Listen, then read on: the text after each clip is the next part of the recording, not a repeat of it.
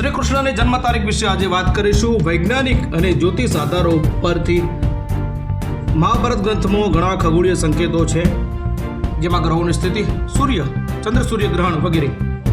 વિદ્વાન પંડિતો અને સંશોધકો જેમ કે doctor Padmanabh, doctor Narayan Bhatt, doctor Vartak વગેરેના અભ્યાસો મુજબ શ્રી કૃષ્ણનો જન્મ થયો હોવાનું માનવામાં આવે છે.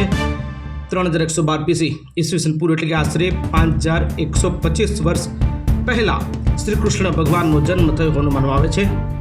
બાંધેલા ખગોળીય માપદંડો અનુસાર જન્મ સમયે રોહિણી નક્ષત્ર હતું, ચંદ્ર વૃષભ રાશિમાં હતો અને મધ્ય રાત્રિના સમયનો ઉલ્લેખ છે.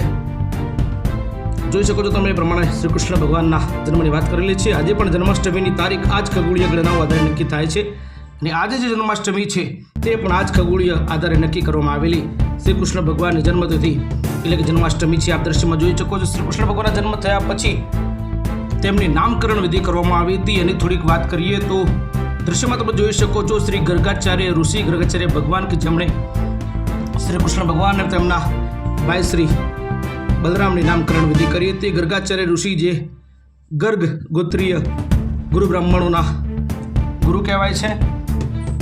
ગર્ગ ગોત્રીય ગુરુ બ્રાહ્મણો કે જેઓ શ્રીમાળી બ્રાહ્મણ છે, તેઓ જ્યોતિષ વિદ્યામાં પારંગત છે, કારણ કે ગર્ગાચાર્ય ઋષિ પણ એક જ્યોતિષ હતા, કર્મકાંડીય બ્રાહ્મણ હતા અને હાલના ગુરુ બ્રાહ્મણો એટલે કે શ્રીમાળી બ્રાહ્મણો પણ કર્મકાંડ અને જ્યોતિષ વિદ્યામાં પારંગત હોવાનું મનાય છે. તાજેતરમાં જ ગાંધીનગર ખાતે એક જ્યોતિષ સેમિનાર કરવામાં આવ્યો હતો, જેમાં ગુજરાતભરના ગુરુ બ્રાહ્મણો અને ગુજરાત બહારના પણ ગુરુ બ્રાહ્મણો મળ્યા હતા. આજે પણ આ પરંપરા યથાવત છે.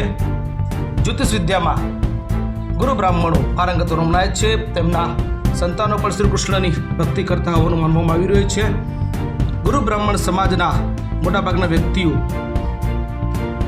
જ્યોતિષ વિદ્યામાં પારંગત હોવાનું મનાઈ રહ્યું છે. અમે દ્રશ્યમાં આપણે બતાવી રહ્યા છીએ શ્રી ખોડિયાર પ્રશ્ન જ્યોતિષ શાસ્ત્રીજી, તેમનો મોબાઈલ નંબર પણ સ્ક્રીન ઉપર છે. તેઓ પણ ગુજરાતના એક નામાંકિત જ્યોતિષ પૈકીના એક છે. આપ કોઈ પણ સમસ્યા માટે તેમનો સંપર્ક કરી શકો છો.